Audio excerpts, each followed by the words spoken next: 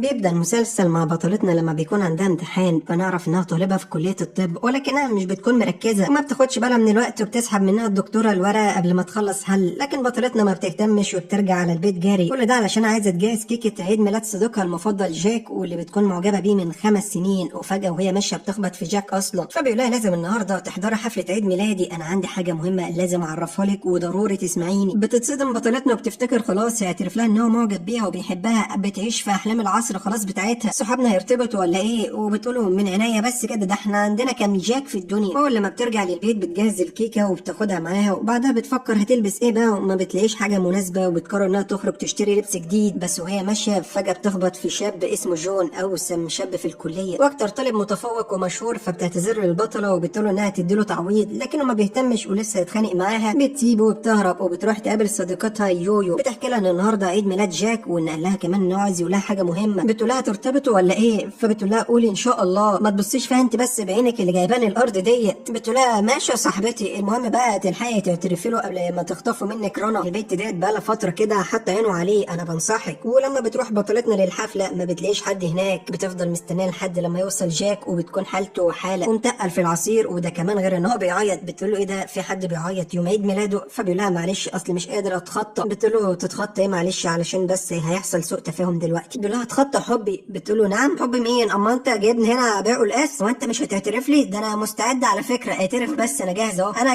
كمان معجبه بيك. فبيقول لها انت بتقولي ايه وانت كمان ازاي يعني؟ ما ينفعش عموما اصلا، ده انا ورنا مرتبطين من سنين وكمان كنا مخبيين عنك ورنا زعلانه مني، بصي تعرفي تصالحينا على بعض والله العظيم احبك موت. وهنا بطلتنا خدت الصدمه بقى، انا كده خدت الصدمه. بتقول له لا معلش انت بتقولي ايه بس، اصل انا حاسه ان انا اتطرشت ولا حاجه. فبيقول لها انا ورنا مرتبطين وبنحب بعض، بس اتخانقت معايا وعاوزه تنفصل عني، صالحينا واكسبي فيها ثواب مين؟ هو انت اسمك جاك؟ طب جاك الهم يا جدع، وغور بقى من وشي بدل ما افتح لك راسك. بتتصدم كده وبتبدا تعيط لانها اصلا ما كانتش متوقعه كده خالص من مين، رنا بالذات، لانها حكت لها زمان انها معجبه بجاك. واللي بينكد على بطلتنا اكتر ان جاك ما بيهتمش بعياطها وبيروح بسرعه يقابل رنا، وهنا بتاكل الكيك وبتقول له خساره فيك، وبتتصل بصديقتها يويو وتيجي تاخدها، ده لانها ناويه تعمل مصيبه. فبتقول لها الحقيني، ولما بتوصل بتقول لها هتعملي ايه دلوقتي؟ فبتقول لها هندمه اكيد، بس الاول عاوزه اروح الحمام. ولما بتيجي بطلتنا تخرج بتتصدم ان هو كان حمام شباب اصلا، وان كمان بطلنا كان محبوس جوه معاهم، وبيفتكروها بتطرد البطل بتاعنا، وده لانه كمان كان موجود في الحمام. وبيبدا الاشاعات انها تنتشر في الكليه وانها بتطرد احمد عز الجامعه بتاعتهم، وبتفضل كل البنات اللي معجبه بيه تضايقها. وهنا بطلتنا بتتعصب وبتقرر انها تروح له، ولما بتوصل لحمام السباحه بتلاقيه فيه، وهنا بتفتكره بيغرق وبتروح علشان تنقذه، فبتغرق هي وهو اللي بينقذها. الله عليكي ما تشغليش دماغك تاني بقى. فبيقول لها معلش لا مؤاخذه انت كنت بتعملي ايه؟ فبتقول له افتكرتك بتغرق قلت اجي الحقك يعني. فبيقول لها لا ما تفكريش تاني علشان شكلك غبيه ويلا امشي من هنا. فبتقول له بص انا همشي حاضر، بس انا عاوزه الاول اتفق معاكي اتفاق علشان الاشاعات ديت تنتهي، انت اكيد عندك اخوات بنات وفاهمني، انت ابن ناس ومتربي مش وش مشاكل. فبيقول لها وايه كمان عرفين اقول لك انا مش عايزه اسمعك اصلا. بيقول لها ان هو مش هتفق على حاجه. بطلتنا بتتضايق وفجاه بتبدا تعطس، فبتصعب عليه وبيقرر يخليها تغير هدومها وبيديلها طقم من بتوعه، بس هو عمل خير وللاسف اتقلب عليها شر. بتخرج بطلتنا وبيشوفها زمايلها لابسه هدوم بطلنا، بيتاكدوا من الاشاعات وخلاص هم مرتبطين، وبيفضلوا يقولوا عنها بلا كرامه وبيكونوا كلهم متغاظين منها، وبتسمعهم بطلتنا وبتكون متضايقه وبتطلع تجري وبتسيبه. ولما بتروح للمحاضره بتحكي ليويو عن اللي حصل معاها، وان البنات دلوقتي بتجيب في سيرتها وبيتكلموا عنها وحش، بيقولوا ان انا مرتبطه بواحد احلى مني، هو انا وحش للدرجه دي؟ فبتقول لها ما تزعليش هو كده كده مش معانا ومش هتشوف وشه تاني. بتقول لها تصدقي معاكي حق. ولسه ما كملتش كلامهم بيدخل بطلنا وبتعرفهم الدكتوره ان هو هيبقى هنا ان شاء الله، وده لانه بيعمل رساله الماجستير بتاعته وان هم لازم يساعدوه. هنا الكل بيتصدم وبطلتنا بتتاكد ان صاحبتها عينها وحش، بينما بطلنا بيبص لها كده وبيبتسم لها بشكل مريب عزيزي المشاهد، وبيشكوا كده فيهم زمايلهم كلهم اكتر. واول لما المحاضره بتنتهي بتطلع جري على المحل بتاعهم، واول لما بتشوفها مامتها بتسالها ليه جاك ما جاش معاها. بتقول لها ما فيش اصله طلع مرتبط وانا اللي اتخزوقت في الاخر. ما بتقول لها ولا تزعلي يا بنتي، ده انا جوزك ستسيدو، ده اصلا كان باين عليه عيل مش بتاع جواز، سيبك انت انا عامله جوه مكرونه بشاميل تستاهل بقك،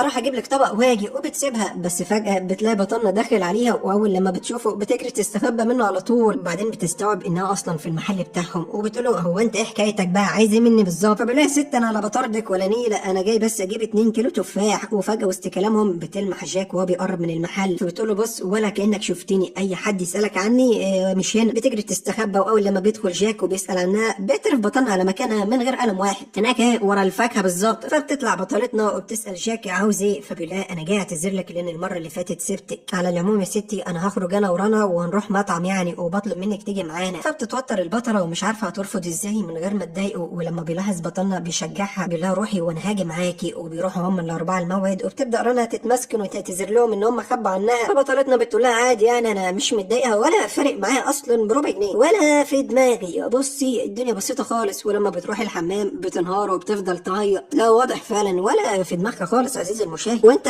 برضه لو مش في دماغك اللايك والاشتراك يبقى انت مزعلني والله، يعني ايه بتتفرج كده من غير اللايك الجميل الاشتراك. المهم في طريقهم للبيت بتلاحظ بطلتنا قد ايه ان رنا وجاك بيحبوا بعض وبتتضايق خالص. ولما بيلاحظ بطلنا انها هتعيط فبيقول لها استني انت لسه هتبداها حزن ولا ايه، وبياخدها كده وبيبدا يجري بيها. بترجع للبيت وبتفتكر كل اللي حصل وبتاخد قرار نهائي وانها تبعد عنهم وتركز في حياتها. في اليوم التاني بتروح الجامعه وبتقرر تشكر بطلنا لانه ساعدها امبارح، وبتطلب منه يديلها عنوانه علشان تبعت له كيكه. وفعلا بطلنا بيبعت لها عنوان، لكن بتكتشف ان هو مكان للرقص وبيكون زمايله هناك مستنيينه، وبتقرر هي كمان تستناه. لكن فجاه بتسمع صوت بنت معاهم من الجامعه، فبتقول لهم بصوا الحركه دي وبتجري تستخبى ورا الكنبه. لكن بطلنا بيقول لها ما شفتكيش انا كده يعني، عموما دي امان يا ستي بنت عم اسمها لين بالمناسبه ومش هتقول حاجه. وبيطلب منها ان هم يتمشوا وبياخدها يوصلها كمان. لكن لما بتوصل على السكن بتلاحظ ان البوابه مقفوله وبتفتح لها حارسه الامن وبتدخلها. وفي اليوم التاني بتصحى وبتلاقي الاشاعات رجعت انتشرت تاني واقوى من الاول، لان الحارسه قالت لهم انها شافت بطلنا جاي مع البطل امبارح بالليل. ده شكلهم فعلا بيرتبطوا ولا ايه، وبيبداوا كلهم ينشروا عنها منشورات سخيفه وبتنمروا عليها من تاني. فبتجيب بطلتنا اخرها وبتقرر تروح تحل الموضوع ده مع بطلنا. وتعرف انها في محاضره فبتروح له معاها ورقه كده وبتقول له امضي. بيقول لها امضي عليه نفهم طيب. بتقول له امضي ونتفاهم، لكن بيرفض بطلنا ان هو يوقع على حاجه ما يعرفهاش. فبتقول له حرام عليك انت ما عندكش اخوات بنات. بيقول لها لا الصراحه. فبتقول له طب اعتبرني زي اختك يا اخي، مش خايف يعني الاشاعات دي تاثر عليا وعلى مستواي الدراسي. فبيقول لها لا حوشي حوشي انت الاولى على الجامعه، انت مستواكي ادنى مستوى ممكن حد يتخيله. ده انا مستغرب لحد دلوقتي هو انت دخلت طب ازاي طيب، انت يا دوب ناجحه بمقبول. فبتقول له ربنا يجعل في وش القبول يا ابني، على فكره كنت ناوي اجيب امتياز وانت هتشيل ذنبي، على فكره انت اللي هتشيل ذنبي دلوقتي، مش هعرف اجيب بسبب الاشاعات. ما بيهتمش وبيترضى بره المحاضره. ولما بتروح بطلتنا لنادي الطبخ بتاعها وبتبدا انها تقابل بنات جديده علشان تضمهم ليها، لكن كلهم بيجي يسالوها عن بطلنا مش اكتر وبيحب ايه وبيكره ايه. فبتتعصب وبتطردهم كلهم بره. وفجاه بيوصل بطلنا وبيعرفوا ان هم هيروحوا مع بعض علشان يشتغلوا على البحث بتاعه. بتستغل الفرصه وبتقرر تاخده المشرحه علشان تطفشه. فاكره ان هو هيخاف ولكن بيطلع قلبه جامد وما بيخافش من حاجه. وهنا الخطه الاولى بتفشل وبتتضايق وبيلاحظ كده فبيسالها عن السبب. فبتقول له اصل انا عندي امتحان شفوي وخايفه الصراحه. بيقول لها ما تخافيش انا واثق فيكي. بتفرح وبتطمن وبتروح على الامتحان وكلها الثقه يا جدعان. لكن بتعرف ان الدكتور هتقسمهم مجاميع، وعلشان كده بطلتنا محظوظه قوي يعني بتتحط في مجموعه فيها جاك. ومش بس كده وجون كمان يا عزيزي المشاهد، يعني بص موقف اتمناه لألد اعدائي حلال فيها والله. ولما بتسالها الدكتوره بتتوتر وما بتعرفش تجاوب وبتاخد صفر. اهم حاجه برضو الثقه في النفس مش مهم الصفر. وبيبدا الكل يتنمر عليها فبتحس بالاحراج، لكن بطلنا بيقوم وبيدافع عنها وبيحرجهم كلهم. ولما المحاضره بتنتهي بتخرج بطلتنا بسرعه. ولما بيروح جاك وراها توقفوا رانا كده العقربه وتقول له انها دلوقتي اكيد مش هتحب انها تشوفه، هتحس بالاحراج منك. وبيقتنع بكلامها وبيقرر ان هو مش هيروح لها. في نفس الوقت ده بيروح بطلنا وبيواسيها بيقول لها ما تخافيش انا واثق ان انت شاطره برضه. بيسالها ليه ما جاوبتش فبتقول له انها متوتره بسببهم. بتصعب عليه وبيقرر ان هو يخرجها. لا مش بس كده، لا كمان بيعرفها ان هو موافق يمضي على العقد بتاعها والقوانين اللي فيها علشان يبطلوا يطلعوا عليها اشاعات. وبتفرح بطلتنا اخيرا فبيقول لها مش خايفه تقع في حب ولا حاجه. فبتقول له اقع في حبك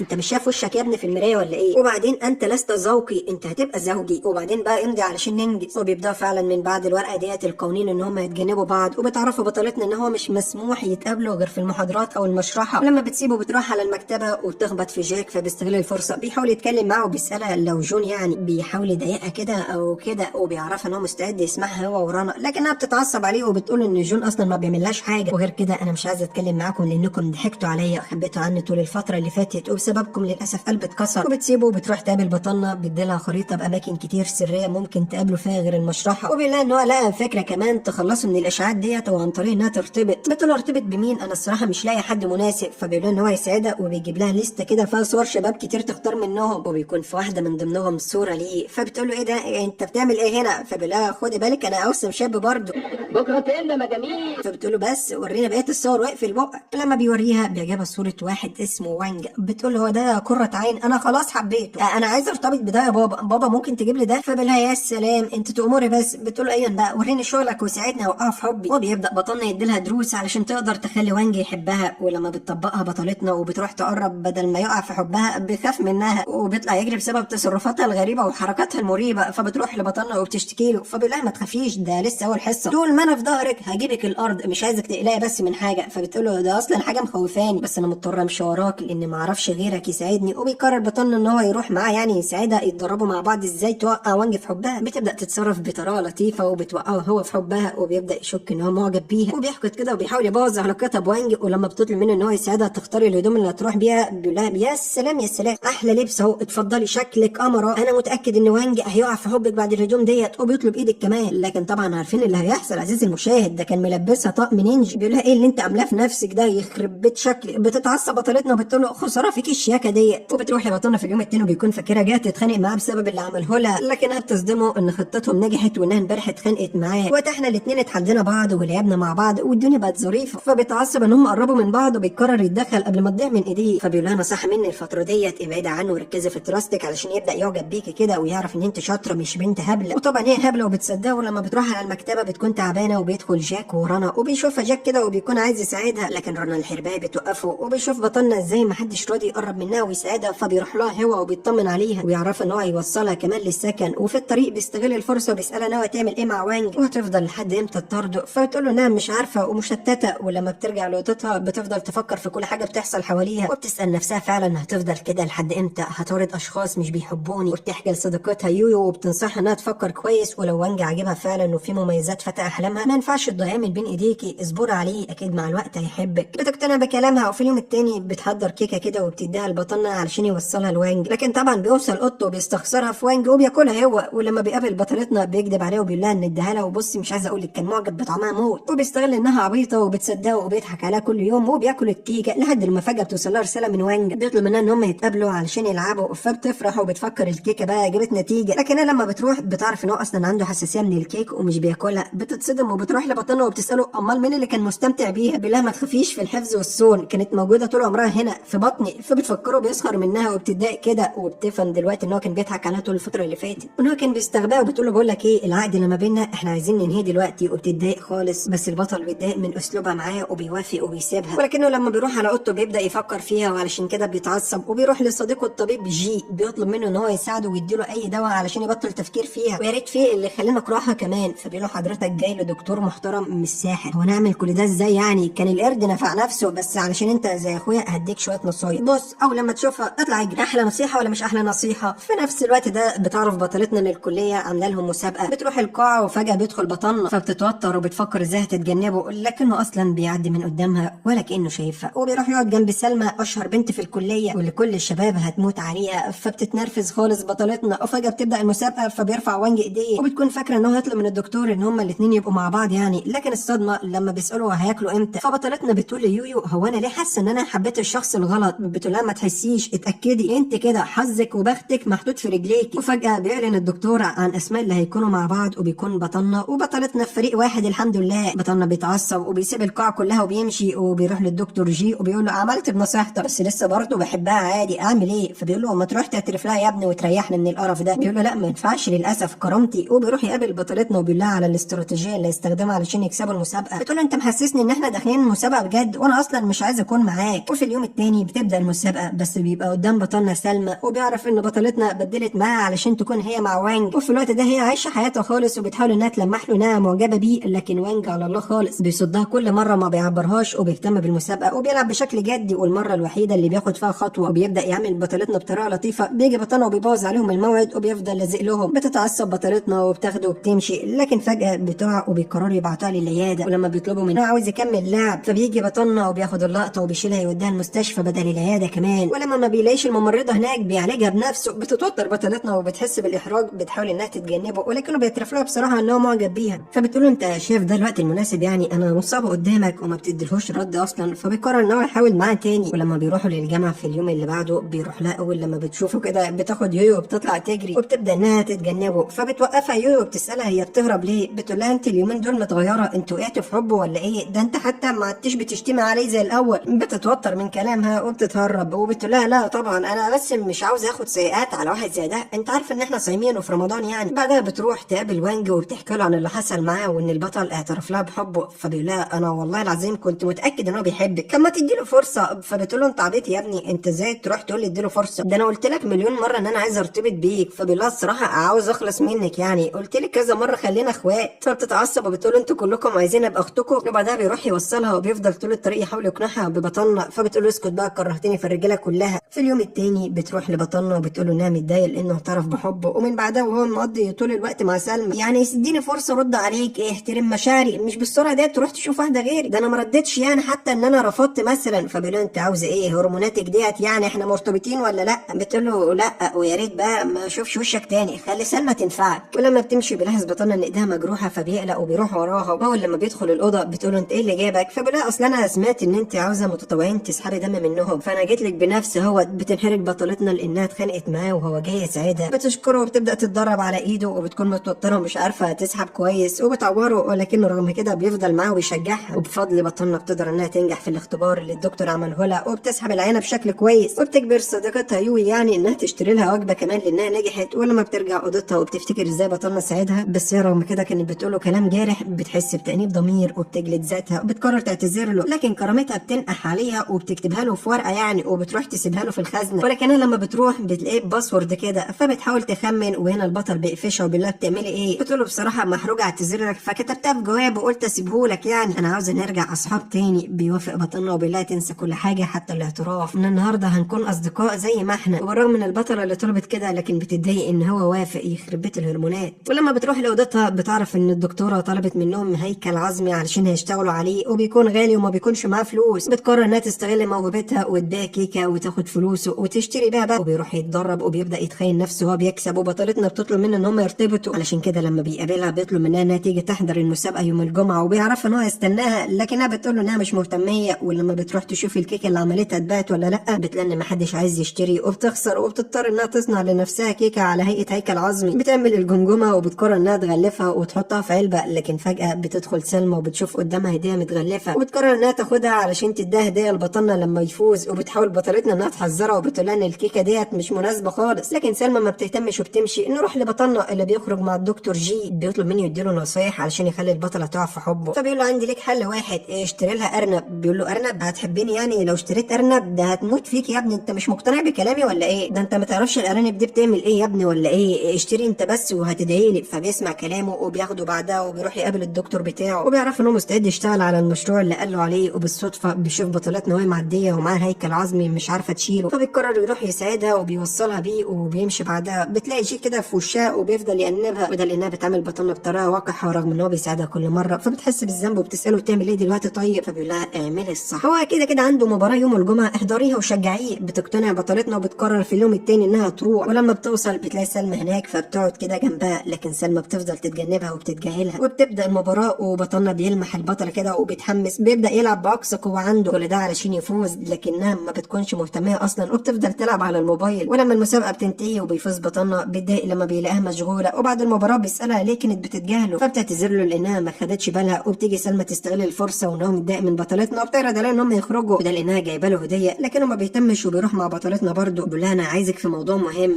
بتقول له خير ان شاء الله. فبيقول اصل انا جايب لك ارنب. فبتفرح وبتقول له انها تتدرب عليه من النهارده خلاص وما عادتش هتتدرب على حد فيكم تاني. وسلمى بتتضايق وبتقرر تاكل الكيكه كلها لوحدها، لكنها لما بتفتحها بتلاقي على شكله جمجمه فبتتصدم وبتخاف وبترميها. وفي اليوم التاني لما بتروح بطلتنا على المحاضره بتعرفها الدكتوره ان هم هياخدوا اجازه، لكن بعدها هيكون عليهم امتحان وبتنصحهم يذاكروا كويس. وبتقضي بطلتنا الاجازه في بيت اهلها وهي بتذاكر. وبيجي جاك وبيقرر ان هو يساعدها، فبتقول له ايه ده بتعمل ايه هنا؟ امال فين السنيوره بتاعتك؟ بيقول لها بتقضي الاجازه في بيت اهلها. فاستغلت الفرصه بقى وقلت اجي اشوفك، وبيبدا يشرح لها. وفجاه بيدخل بطلنا وبيشوفهم مع بعض وبيتضايق طبعا وبيقترح على البطل ان هو يذاكر لها. فبيفكروا جاك كده ان هو اصلا مش في القسم بتاعهم، فعلشان كده مش هتقدر تساعدها باي حاجه. وبيبداوا هما الاثنين يتخانقوا مع بعض ويا ترى مين اللي هيقدر يقرب من بطلتنا. فجاك بيتحدى البطل على السؤال، ولو جاوبه بيوعد ان هو هيديله كل الفلوس اللي حيلته. فبتقول له انت اتجننت يا اسطى، ما تديهم لي انا طيب، مش انا برضو اللي بتتخانقوا عليها؟ فانا اولى بالفلوس. بيقول لها استني بس انت وخليكي على جنب عشان الموضوع بقى شخصي وفي مجزره علميه. فبتزهق منهم وبتسيبهم هما الاثنين وتمشي. وفعلا في اليوم التاني فجاه بيرن الجرس، ولما بتروح تفتح بتلاقي رنا في وشها وبتعرف ان اهلها اتخانقوا وسابوا البيت وانها خايفه تقعد لوحدها. فبتشفق عليها وبتسامحها يعني، وبتقول لها انها مستعده تستقبلها في بيتها. وبيقعدوا يفطروا، بس فجاه بيدخل عليهم جاك وبطلنا. فبتوتر جاك وبيسال رنا انت بتعملي ايه؟ فبتقول له مفيش يعني، الموضوع ما فيه اهل اتخانقوا وانا قلت اجي اقعد هنا، انت بقى اللي بتعمل ايه هنا يا جميل؟ فبيقول لها انا جاي اذاكر مع بطلتنا. فبتبص لها البطله كده وبتترجاها تساعدها يعني وتاخده وتمشي. فرنا بتقترح عليه ان هم يخرجوا يعني، وبترجع بطلتنا تذاكر لوحدها، ولما بيروح بطلنا يطمن عليها بتقول له مبسوط كده اديك طفشته دلوقتي اقعد اذاكر لوحدي. لكن بطلنا بيطلع ذكي وبيسالها شويه اسئله يعني تنشط الذاكره وبتساعدها تجاوب كويس، فبتحس بطلتنا ان هو بيحاول يساعدها بطريقته. فبيقول لها طالما قفشتيني بقى يبقى نروح السينما. بتقول له والمذاكره؟ بيقول لها ما هو خلاص احنا ذاكرنا بما فيه الكفايه، وبتوافق وبيروحوا هناك وبتلاقيه جايب لها فيلم من غير ترجمه وعايزه تتفرج عليه كمان علشان تحسن اللغه بتاعتها. فبتقول له انت جايبني انا تحرجني يعني ولا تذلني؟ فبيقول لها اتفرجي وانت ساكته. وبعد ما الفيلم بينتهي بيقول لها استفدت حاجه؟ بتقول له امال طبعا يا ابني البطل حلو قوي ما تعرفش حساب الانستا بتاعه. فبيقول لها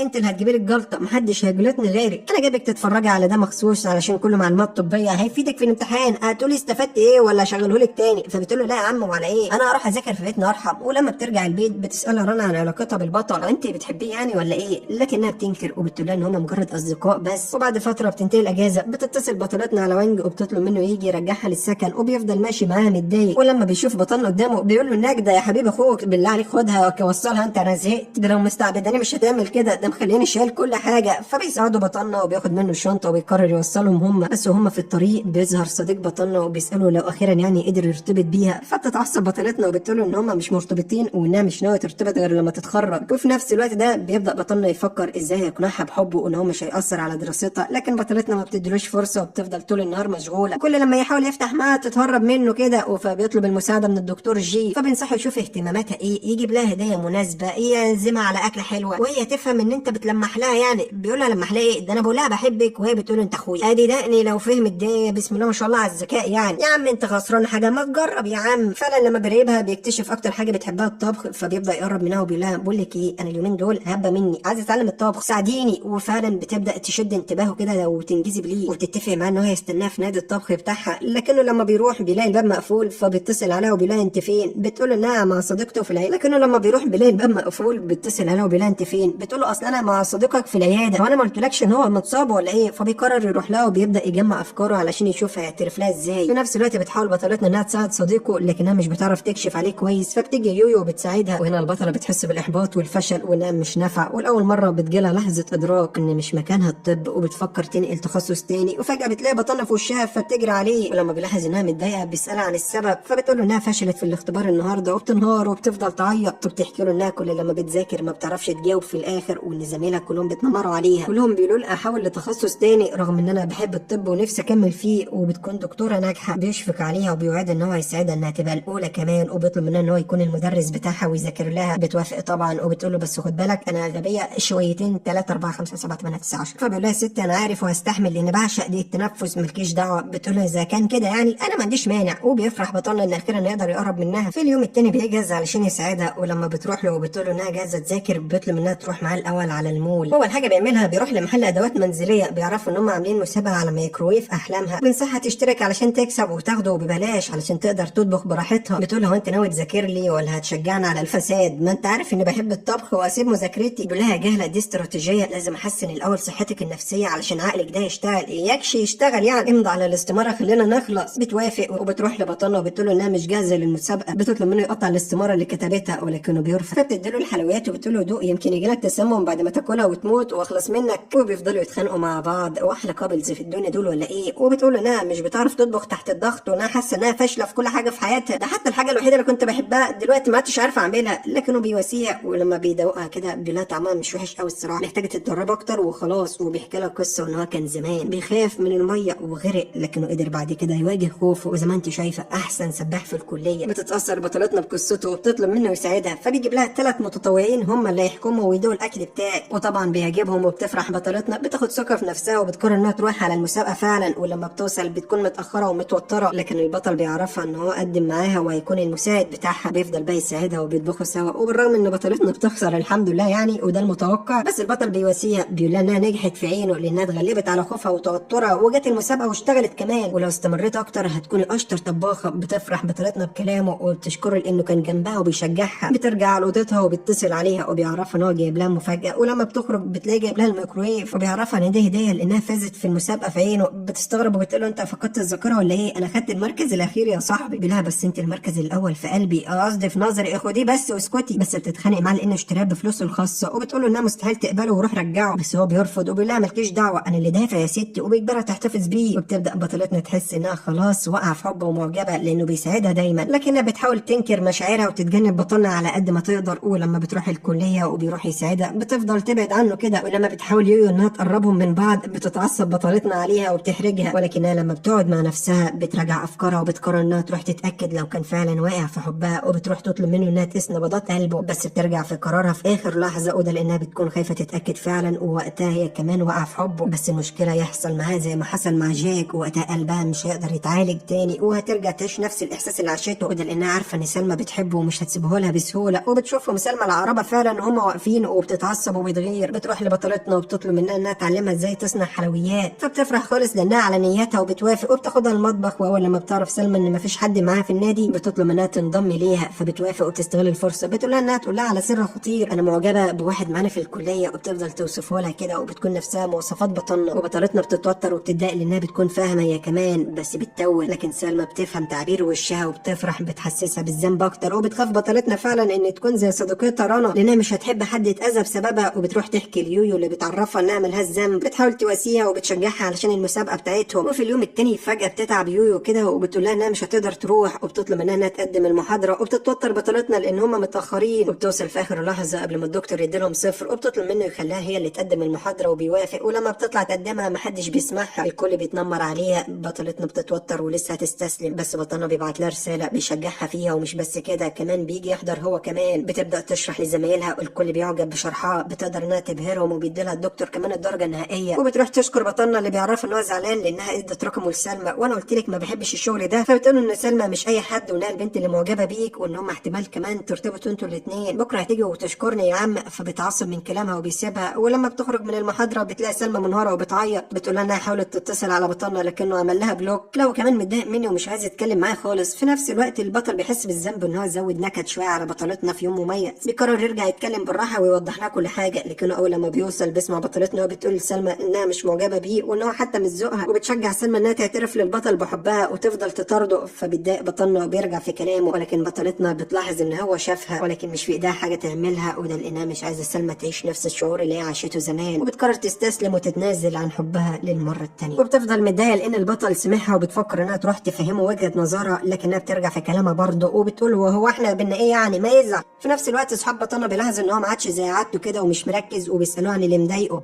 بيقول لهم كان على عيني يا رجاله والله، بس انا عارفكم انتوا في المواضيع ديت ما تعرفوش اي حاجه وابيض مني، يعني بصوا بلاش. بيقولوا له براحتك يا ريس، احنا بس كنا عاوزين ننصحك يعني، اصل احنا متعودين منك انك القدوه بتشجعنا دايما. وهنا بطلنا فعلا بيتحمس وبيروح وبيحاول معاها تاني، ولما بيعرف انها في المكتبه بيساعدها كده وبيذاكر لها علشان تعرف انها مميزه وان عندها مكانه في قلبه وانها لازم تقع في حبه، لكنها بتطلع غبيه وما بتديلوش اي وش. وفجاه وهي بتذاكر بتروح في النوم وبتقرر تروح تغسل وشها علشان تصحصح، ولما بترجع بتلاقي قاعد هو وسلمى مع بعض والكل عمال يمدح فيهم وان هم لايقين على بعض خالص، ما تقولش قفوله واتقسمت نصين الاثنين لبعض يا جدعان. بطلتنا هنا بترجع على اوضتها وبتسيبهم، ولما بتروح المحاضره بتعرفها الدكتوره انها ويويو نجحوا، لا وكمان اخدتوا المركز الاول في المسابقه، وطبعا بتفرح مش مصدقه وبتقترح على يويو ان هم يخرجوا يحتفلوا. بتوافق وفجاه بتلاقي بطلنا قدامها وبتديلها الكتب، بتسالها ازاي سلمى عرفت ان انا كنت في المكتبه، هو انت قلت لها على مكاني؟ بتتوتر وبتنكر وبتقول انا ما بتدخلش ما بينكم، بس عموما يعني انا حاسه انكم مناسبين لبعض، حاول يا ابني تديها فرصه. بتضايق منها، بتطلب منها تتغدى معاه كده لوحدهم، بترفض وبتقول له انا هخرج مع اصحابي ما تيجي معانا انت. بيتعصب عليها، هي مش عايزه تفهمني ليه. بيرجع اوضته وبيقعد يفكر مع نفسه، بيقول هو انا هزهق نفسي ليه يعني، هروح ابوظ عليهم الخروج. وطبعا بتتفاجئ بيه في وشها، لكن ما بيكونش لوحده، بيكون واخد معاه سلمى، وبتبدا سلمى تتلزق كده وبتطلب منه ان هم يتكلموا على انفراد، لكنه بيرفض، بيقول لها بقول لك ايه عايزه اتفرج على العرض الموسيقي ما تصدعنيش. وفجاه بتبدا بطلتنا رجليها توجعها من الجزمه بتاعتها وبتكون هتقع، فبيساعدها بطلنا، بيطلعها من المطعم وبيعالجها كمان، فبتستغل الفرصه. بتساله لو لسه متضايق منها، بيقول لها انا مش متضايق منك، انا زعلان علشان انت خدعتيني. وبتعترف له بالحقيقه، بتقول له الصراحه انا كنت بخلي سلمى تقرب منك لانها عايزه تعيش قصه حب، وانا خلاص اخدت قرار نهائي وهحاول من كليه الطب خالص. فبيستغرب كده بيقول لها طب ايه علاقه ده طيب ده انت لسه جايبه المركز الاول. فبتقول له الصراحه انا مش لاقي نفسي فيه، علشان كده مش عايزه احتفظ بمشاعر ليك لان احنا هنبعد عن بعض. بتعصب من كلامها وبيتخانق، وبيبدا هما الاتنين يتخانقوا هما كمان. ويلا عزيز المشاهد خناقه، يلا هنشوف مين هيكسر التاني. بس صاحبنا بيسيبها وبيقول لها خلاص هسيبك المره دي. وبتيجي هنا يويو علشان تساعدها ترجع البيت، وبتعترف لها بطلتنا انها قررت تسيب القسم بتاعهم وانها كانت داخلاه اصلا علشان جاك، ولكن هما ما ارتبطوش ومفيش داعي انها تكمل في حاجه هي مش بتحبها، وما عدتش اخد قرارات بناء على مشاعري. ولما بتروح على الكليه علشان تسحب ملفات بتلاقي يويو حاطه لها فيديو لاول يوم في الكليه ازاي كانوا مبسوطين بالبلطو الابيض، وبتفكرها بحلمها. بتبدا بطلتنا تعيط وبتحس بالذنب وبتعتذر ليويو، انا اسفه ان انا فكرت ابعد عنك، انا مش هسيب الطب ابدا وهفضل معاكي لحد لما نتخرج سوا. وبعدها بتحس بالذنب اللي انها اتخانقت مع بطلنا رغم ان هو كان خايف عليها، وبتقرر انها تبقى تعتذر له لما تشوفه. وبتعرف بقى ان الكليه عامله له مهرجان بمناسبه ان العيد بتاعهم قرب. بتقرر انها تستغل الفرصه وتسوق للحلويات بتاعتها. في نفس الوقت ده بيقرر بطلنا هو كمان يروح يعتذر لها، هو مش عارف هيعتذر على ايه بس هو اي حاجه علشان الصالحه وخلاص. ولما بيوصل هناك بتشوفه قدامها كده قبل ما يتكلم بتعتذر له، وبتديله كيك من اللي بتبيعه، وبتقول له ان هو كان معاه حق فعلا وان مكانها في الطب وانها كان لازم ما تستسلمش علشان تحقق حلمها. وبتقول له انها مش هتسيب الكليه خلاص. فبيقول لها الله عليكي كده، بس على العموم انا اسف انا كمان لان كنت بضغط عليك ومش بفهمك بالراحه. بتصالحوا هما الاثنين وبيديلها هديه كمان، وبتكون عباره عن سلحفاه وبيطلب منها تربيها. وفجاه بيجي جاك وبيطلب منها تديله الكيكه اللي قالها عليها، فبتعصب بطلنا منه، ولما بيشوف الكيكه وانها على شكل قلب بيبوظها. فبتتعصب بطلتنا وبتطرده وبتقول له مش عاوزه اشوف وشك تاني، خلي اليوم يعدي على خير لان المره الجايه مش هيبقى خير. فبيقول لها ماشي بس انا عايز اقول لك انا كده كده هرجع تاني ولو عملتي له حاجه هبوظها تاني، انت حره بقى. ولما بيروح يتمشى بيقابل وانج اللي بيفضل يرغي كتير وبيصدعه، فبيقول له لا ده انا اروح اسمع بهدلته مرحم يا جدع. وبيرجع تاني لبطلتنا، واول لما بيشوف الكيك وبيعرف انها اتصلحت بيقوم مبوظها تاني. يا ابني بطل خنزره على شاك. وبطلتنا بتصعب عليها حاله الكيك وازاي اتبهدلت تاني، فبتقول له انت اللي عملت كده؟ بيقول لها اه. بتقول له الشارع اللي وراه ده انت يومك مش فات النهارده، ده انا هطربق لك دماغك. بتعصب عليها وبيقول لها هجيب لك غيرها خلاص بس خدي بالك ده مش اسلوب تكلميني بيه، والله العظيم انا عيل صغير وانا زعلان بالمناسبه يعني. وبعدين بيروح يقعد في خيمه لوحده كده، فبتحس بالذنب لانها اتعصبت عليه. بتروح تتاسف له انها بهدلته وبتقول له ان الكيكه دي كانت بتاعه رنا وجاك كان عايز يحتفل بيها. فبتصدم وبيسالها هو انت اتخطيت اللي حصل؟ فبتقول له انها اتقبلت الموضوع بس بحاول اتخطاه. المهم رجعنا اصحاب يعني، وزي ما انت شايف الدنيا ماشيه اهي. غير كده انا ما عدتش معجبه بجاك اصلا. بيفرح بطلنا وبيطلب منها ان هم يروحوا يصنعوا كيكه جديده بقى مع بعض، وبيعد ان هو هيساعدها المره دي ومش هيبوظها. وبينتهي اليوم وبترجع بطلتنا بيتها وهي مرهقه، بس يويو بتقابلها وبتقول لها بقول لك ايه النتيجه طلعت ربنا يستر. بتروح تشوفها وهي مصدومه، واول لما بتشوف النتيجه وانها نجحت ومفيش ولا كحكه بتفرح بقى وبتجهز نفسها علشان تروح تحتفل بالعيد. لا ومع مين؟ مع اهلي كمان، ده انا ناجحه يا جدعان. وبتوصل وبتفرحهم انها قدرت تتفوق. بيقرروا يحتفلوا بيها وبيعملوا لها اكل كتير. ولما بتسالها كده والدتها عن بطلنا بتعرفها ان هو ما سافرش يحتفل مع اهله لان بيته بعيد، وقرر ان هو يقضي الاجازه في الكليه يعني. فبيصعب على مامتها وبتطلب منها انها تروح تجيبه ويحتفل معاهم هنا. وفعلا في اليوم التاني بتوصل على الكليه وبتشوفه، فبتتوتر وبتقرر انها ترجع لبيتها تاني من غير ما تجيبه. لكن بطلنا بيقفشها بيقول لها انت بتعملي ايه هنا؟ مش ده النهارده عيد برضه؟ انت المفروض عند اهلك. بتقول له بص الصراحه كده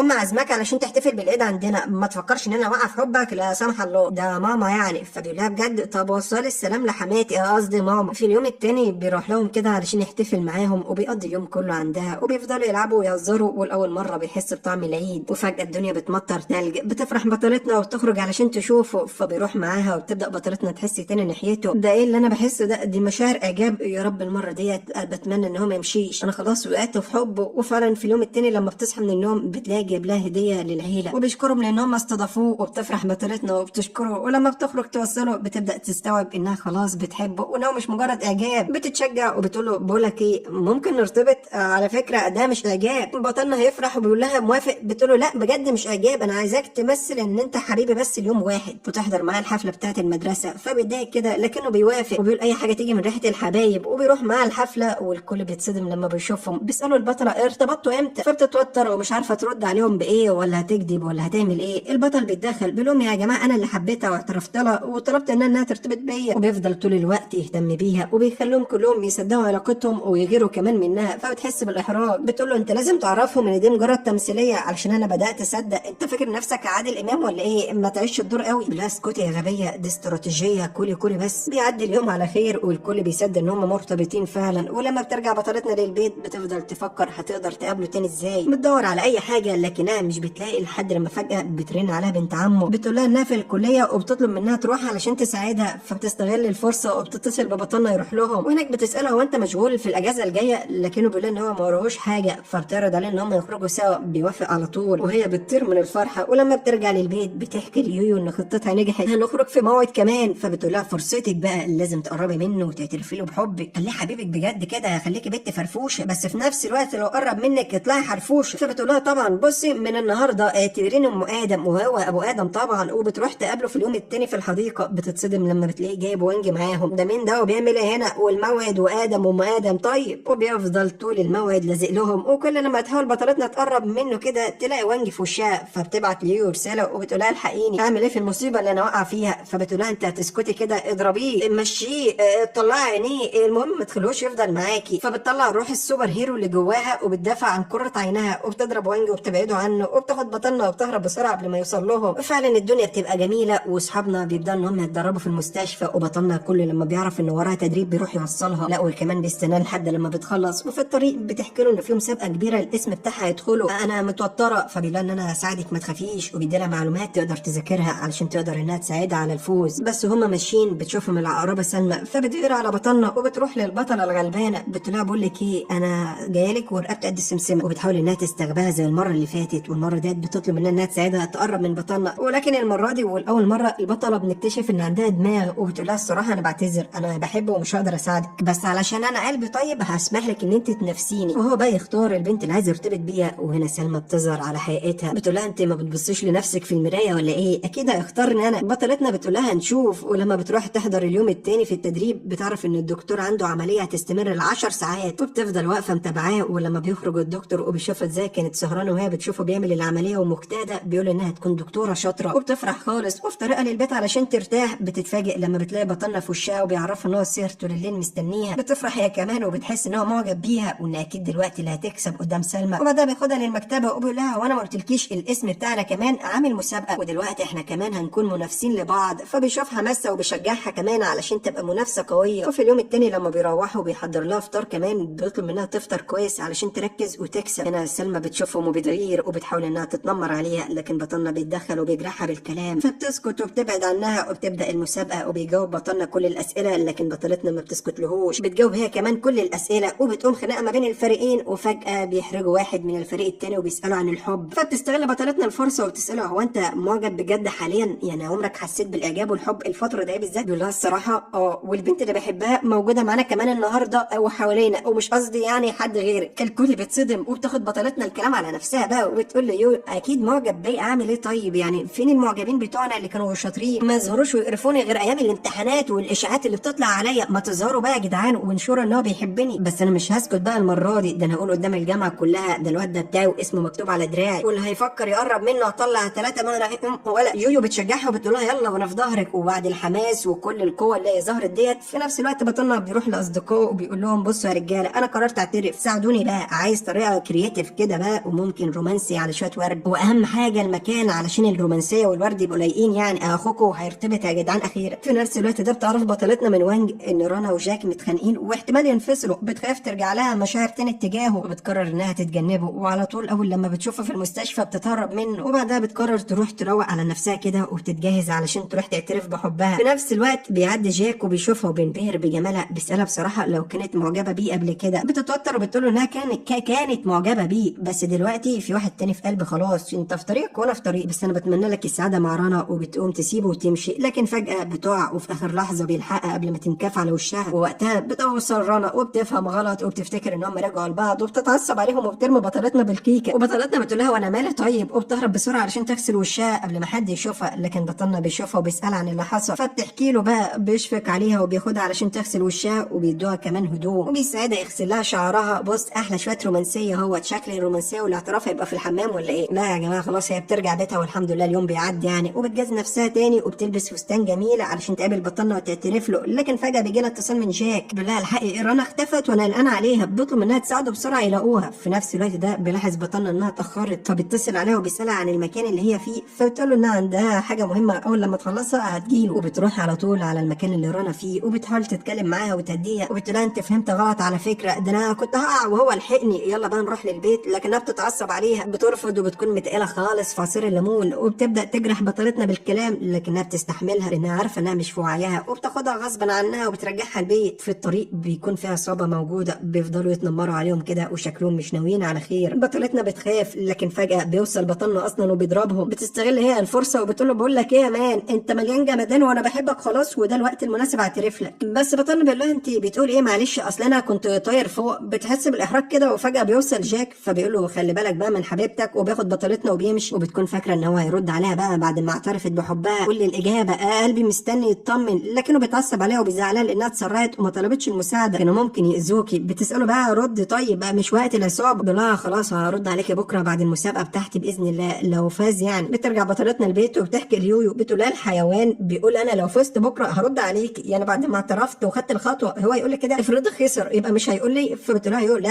اكيد اكيد بيهزر، ده كده كده بيحبك يعني ما فيش داعي ان انت تقلقي. وفي نفس الوقت لما بيرجع بطلنا لاصدقائه بيلاحظ ان هو بقى لطيف وبيكلمهم كلهم باسلوب كويس وادب وبيشجعهم، بيقول لهم الفوز لازم يبقى مكتوب لنا بكره، والا والله العظيم هجري ورا كل واحد في بيته انا صاحي من النوم، مش هسيبكم دقيقه واحده ترتاحوا، وانا بص انا واكل فراشات. بتروح بطلتنا للمسابقه في اليوم الثاني وبتشجع بطلنا كده، واول لما بيشوفها بتحمس وبيلعب كويس وبيفوز بتفرح وبتجهز نفسها لاعترافه بقى. ولما بتروح لاوضته كده بعد ما بيخلص بتتصدم لما بتلاقيه واقف مع سلمى، لا وايه في ايديها الورد، وبتفهم غلط وبتفتكره بيحبها. بتتضايق وبتمشي. في نفس الوقت ده بيهزق هو سلمى اصلا، بيقول لها الورد ده مش ليكي، الورد ده للبنت التانيه اللي انا بحبها، للبنت اللي كنت مستني الفرصه علشان اعترف بحبي ليها، ومن هنا بقول لك ما تجيش تشجعيني تاني. فبتقول له مفيش داعي للعصبيه بتاعتك دي كلها، هي دلوقتي كده كده شافتنا واكيد فهمت غلط وعمرها ما هتسامحك، ده غير كمان ان اللي في الكليه شايفيننا مناسبين لبعض وانا كمان بحبك، ما تحاول تديني فرصه مش يمكن اعجبك. لكن بطلتنا بتسمعها وبتعرف ان دي خطتها من الاول وانها بتخطط انها توقع ما بينهم، وبتدخل تديها كلمتين في جنبها وبتقول انا سكت لك كتير بس شكلي هجيبك من شعرك. بص بقى يا ابن الحلال انا معجبه بيك وبحبك، ناوي تعمل ايه بقى؟ انا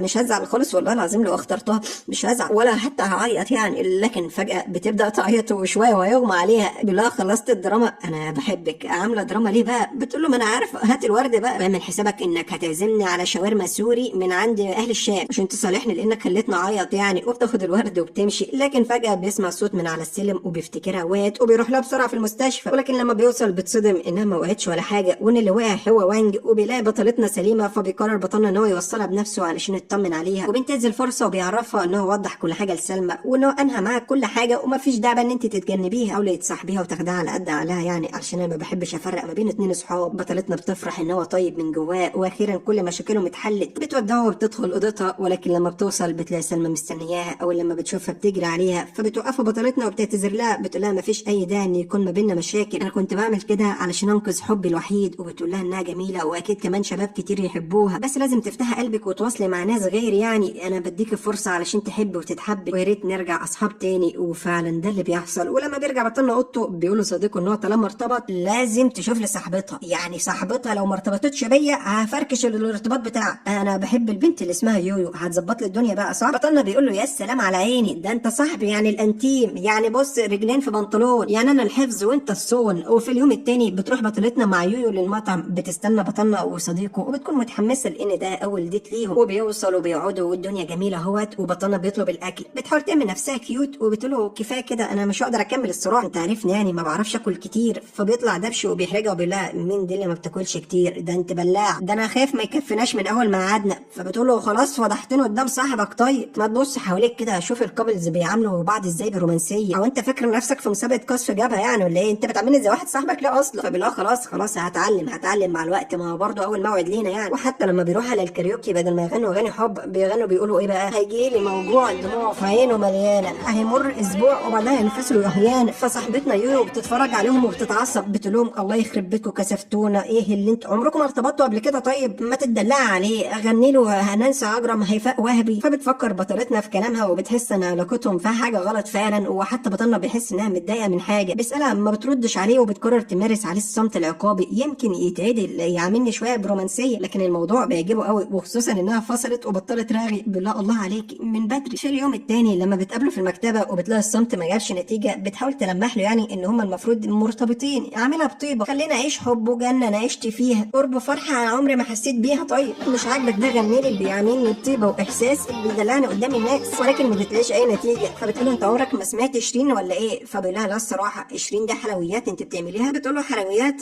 ده انا داخله على ايام سودة. وبتتضايق منه وبتقرر تعامله ببرود يمكن يحس على دمه، افهم يا جدع. وبعدها بتروح تشتكي ليويو، بتقول له اعمل ايه؟ طول الوقت ما بيفهمش وبيضايقني، وانا اللي كنت بقول على نفسي ما بفهمش، ده لحد دلوقتي ما قاليش يا بيبي. مالكيش يا بيبي؟ بتقول لها والله والله العظيم يرضيكي كده؟ بتقول لها لا طبعا الواد ده لازم يتأدب، وبتقول له خلاص انا هربيه، او عندي فكره حلوه ما تاخديه كده يقابل عيلتك هم هيعلموه الادب. وفعلا بطلتنا بتعزمه علشان يتغدى في بيتها، ولما بيروح وبيجيب لها هدايا كتير فجاه بيقول لها ايه ده، انا شامم ريحه شياط. بتروح تشوف الريحه منين، فبتلاقي الاكل اللي طبخته اتحرق، ومش بس كده ده كمان بتتعور. فطنة بينقذها وبيطفي الحريقه وبيعالجها، وفي الوقت ده بترجع مامته على البيت وبتطبخ هي، وبتسال بطلنا بيعمل ايه عندهم يعني، فبيحس بالاحراج ولسه هيرد، فبتدبسه بطلتنا بكل ثقه وبتقول لها هو انا ما قلتلكيش احنا مرتبطين، بتحط قدام الامر الواقع. فبتبارك لهم وبتوصي بطلتنا كده على البطل، وبتقول لها مش المفروض العكس؟ مش المفروض الراجل هو اللي بتوصي على الست، ولا انتوا يالا مقلوبه بالعكس؟ طيب ولا ايه اللي هيحصل؟ انا بعرف ايه اللي هيحصل في المستقبل لما نتجوز برضه. بتقول لها لا هو انا الصراحه خايف عليه منك، ربنا يسترها معاه، ده داخل على ايام سود. ولما بيرجعوا للجامعه تاني بيقترح بطلنا عليها ان هم يخرجوا في موعد، وبيوعدها المره دي ان هم هيكونوا لوحدهم ووانج مش هيعرف اي حاجه. بتقول له تصدق وتؤمن بالله انا كنت حاسه ان انت اخيرا بتفهم. وبترجع اوضتها وبتبدا تفكر في مطعم كويس يروحوه، وبتقترح عليها يويو ان هم يروحوا السينما يشوفوا فيلم رومانسي احسن يعني. فبتقول لها كانت تايهه عني، احنا نخربها خلاص، هنحضر فيلم ونروح ونيجي، بصي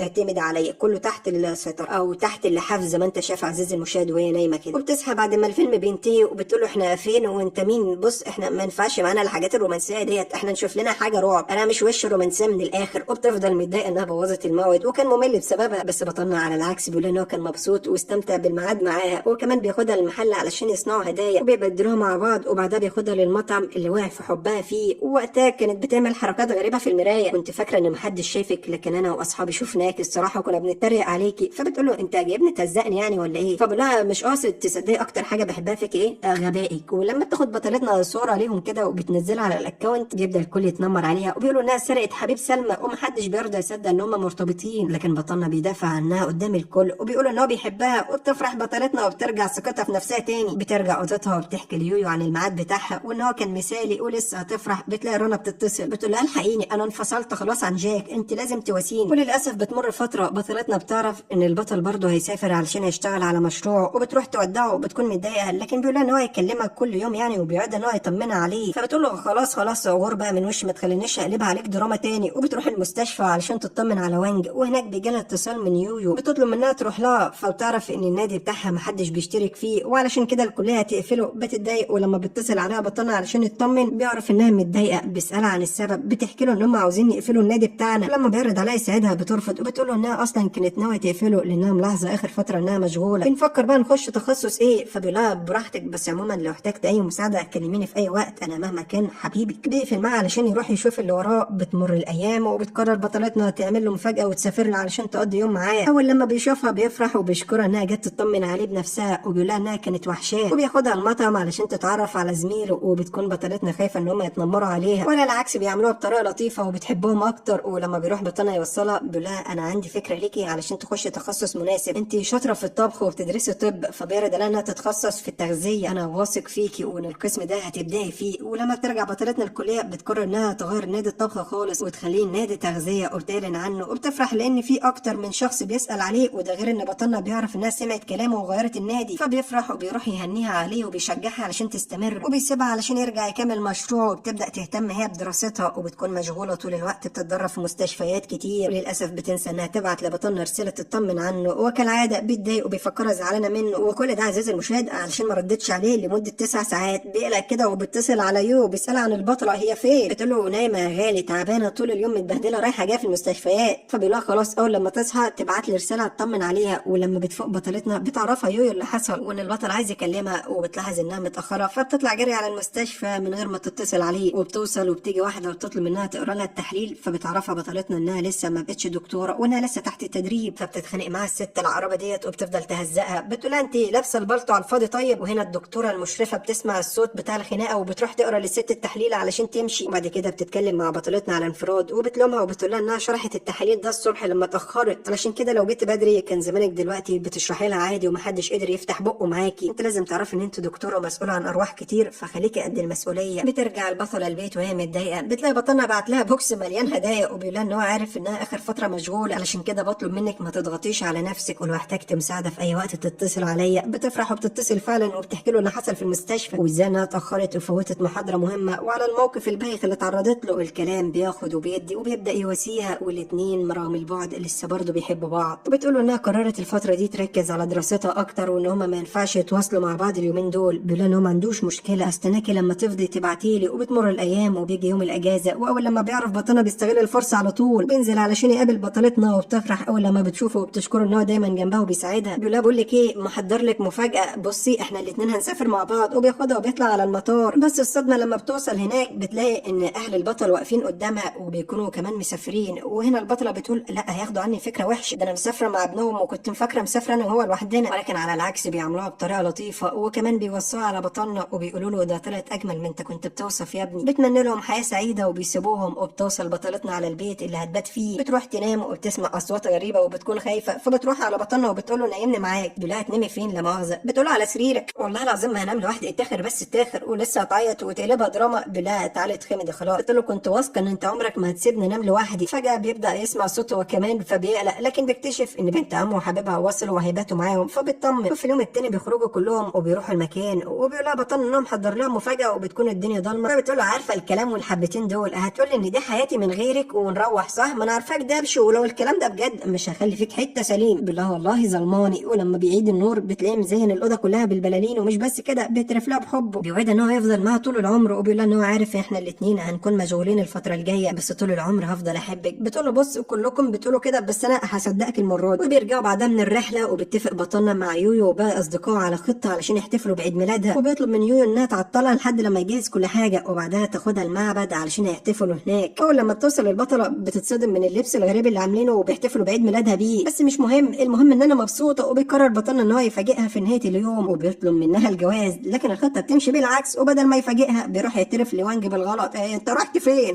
الناس هتفهم غلط الله يخرب بيتك. مش ده انت وديتها فين؟ طيب عايزه اعترف لها بحبي. وانج بيقول له ما اعرفش، روح دور عليها بقى قبل ما اليوم يخلص. في نهايه اليوم يعني بتتوه بطلتنا وبتخاف وهي لوحدها، لكن هي بتلاقي بطلنا قدامها وبيعرض عليها الجواز. بتبتسم وبتفضل تضحك، وفجاه بتصرخ بتقول له هموت. فبيقول لها من الفرحه انا عارف، بس بتصرخي ليه؟ مش حاسه انك مقفره؟ بتقول له لا هموت بجد يا غبي. فبيقول لها مالي؟ بتقول له حاسه ان بطني بتتقطع. بياخدها بسرعه للدكتور جي وبيعرفوا ان عندها الزايده وانها لازم تعمل العمليه. وبياخدها بطلنا للمستشفى وبتفضل طول الوقت تصرخ وبتقول لهم انا عايز موبايلي. بيقول لها حتى وانت بتموتي بتصحي. ما تسكتي يا بنتي، لما تقومي بالسلامه باذن الله هشوفه لك هو فين. بتقول له مش مسامحاك، انت السبب. بيقول لها طب وانا مالي؟ بتقول له اسكت بقى خلاص. وبعد اليوم ده بيمر شهرين الحمد لله، وبتقوم بطلتنا من العمليه وبتتحسن صحتها، وبياخدها بطلنا وبيخرجها. واخيرا هيعترف لها بقى ان هو عايز يتجوزها، وفعلا بيعمل كده وطبعا بتوافق. ولسه يحتفلوا بيلاقي وانجي في وشهم. وحشتكم صح؟ انا ما جيتش واسطه عليكم المره دي. ومن هنا بينتهي المسلسل بتاعنا والابطال نفسهم يحتفلوا بجوازهم. فعشان كده لو وصلت لهنا اقدر اقول لك انت زمانك شفت حاجه من العظمه اللي عمرك ما شفتها. فتقديرا لهذه العظمه اللايك، الاشتراك لو انت مش مشترك لان فايتك عظمه زي ما انت شايف، وبايدك تشوف باقي الفيديوهات لان كلها عظمه. نصيحه مني